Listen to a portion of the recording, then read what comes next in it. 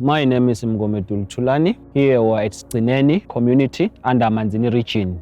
I'm pastoring in this church. Actually, I have 3 years pastoring in this church. I started here when I was from Mngwanes Teaching Training College, and then I came here and started to pastor here.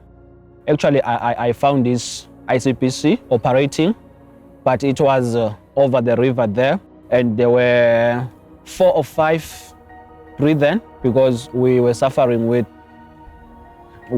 the flood of water, and people were not able to go there due to the floodings. And then we thank God that Challenge Ministry helped us to come and get a place here. On 2021, we started here. Actually, the church is really helpful to the community. We have almost 80 people in the church. We have 3 teams. We have the church, we have also the preschool, and also the compassionate team. The church is really helping the people because we are hearing a lot of testimony from the community whereby people who were living their wicked life being transformed to live righteous life. And also when we started here, there were a lot of teenage pregnancies, but as far we are seeing a great change. And also we have seen God working so mightily whereby people who are very sick being healed by the action of the power of the Holy Spirit.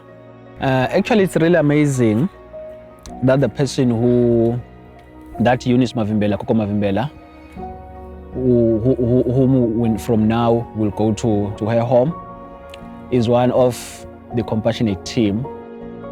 Libito Nkoko Khodoza, likhaya kaMavimbela, indzawo kuseGcineni. Kufika kwelesonto kungisitile mina kakhulu angathi labanye kwesi-2 ngaba wekucala kuba wakhona esontweni. Hayi ke lona lingisitile kakhulu lingiguqule etintweni letinengi nje ngabuyela ngaba ngumuntu ngasitakala. Ngisasitakala futhi nanamuhla. Umfundisi walo lo efika la kwakubabe Mdluli, Sipho Mdluli. Sele wase uyahamba ubuyela ekhaya eGebeni wase kufika babe Mngomedulu. Sesihamba naye ke babe Mngomedulu. Hawu ngisite kakhulu usangisita futhi nanamuhla. Kangoba nje lo bengilimele mhla ka-3 July. Nje ngineswe nguye kuze ngibe lala ngikhona ngisuke ngaphasi nje solo ngineswa nguye. Kangoba kube bengekho esontweni ngakude lo ngisile mhlawumbe ngathi bengingakwadi ukukhuluma kwaNkulunkulu. Nje namhla sengiyakwadi ukuthi nyalo sekukhuluma yena.